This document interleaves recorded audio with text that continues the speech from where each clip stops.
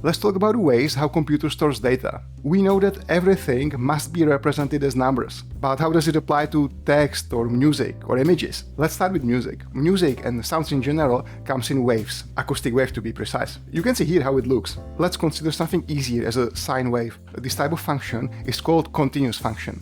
It means that between any two values, there are infinite number of other values. We already know that computer can store numbers, and not even can, you must communicate via numbers. But as you would guess, you cannot store infinite number of them. For that purpose, we invented something called sampling. You can see it here in the form of the red dots. In the places where the red dot intersects the original function, this is the number what we are going to store. All of a sudden we don't have infinite number of values. Imagine that we are going to connect all of those new dots with a line. You can see that we are able to reconstruct original function quite nicely. The shorter the distance between two red dots is, the higher quality of the sound we are going to get. Pretty common number is 44,100. This is what we call CD quality. And this 44.1 kilohertz can be understood as 44,100 samples per 1 second.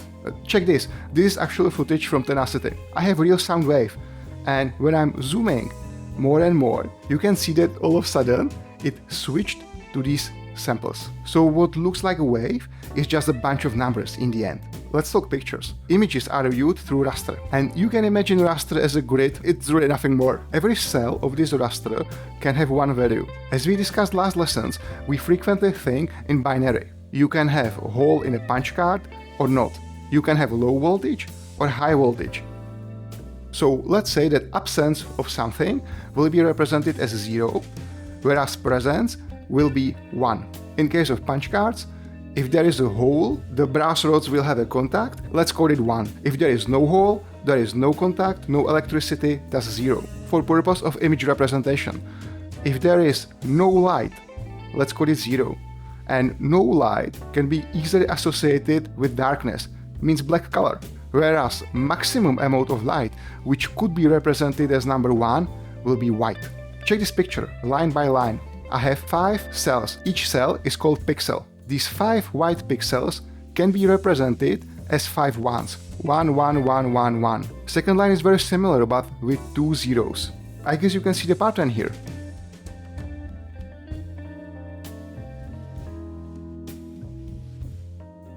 However, we usually work with the color pictures.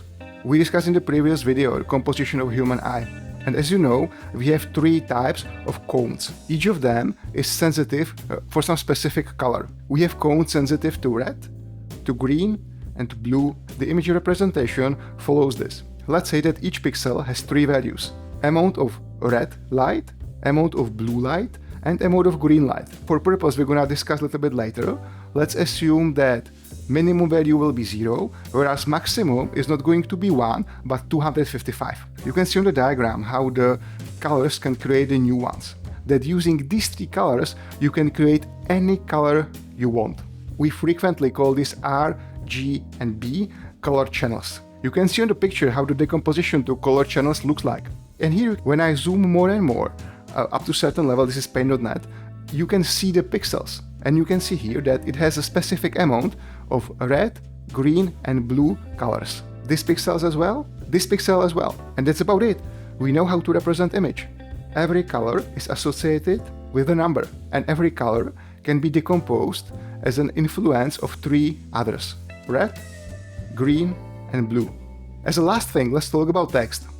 You can ask yourself how computer translates words or letters to numbers.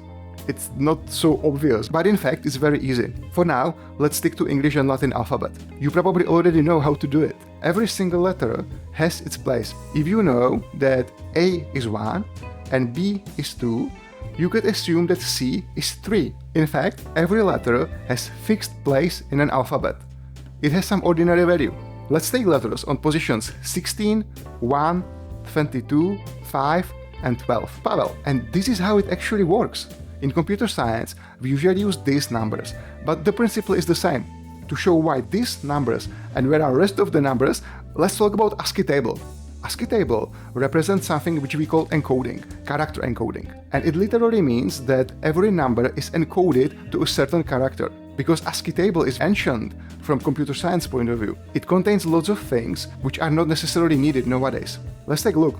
First 32 of them are called control characters, and these characters were frequently connected with the hardware itself, with the head for instance. You can see things such as backspace, or number 7 for bell, which was literal bell. Characters between 32 and 127 are called printable characters, and these are the things you would expect. As you can see, it contains letters, numbers, and also some special characters. Last portion was added a little bit later, characters between 128 and 255, and it contains some special symbols. What is interesting, you can see the number 255 again. As we discussed the pictures, 0 is minimum, 255 is maximum. The reason for that is that 255 is the maximum value what you can store to 1 byte. We talked about it last time, that 1 byte is 8 bits. And 1 byte is a really important thing. It's used so much often in computer science that it is good if you understand its principle. Now we can say that each character can be represented by 1 byte. We can even say that 1 pixel can be represented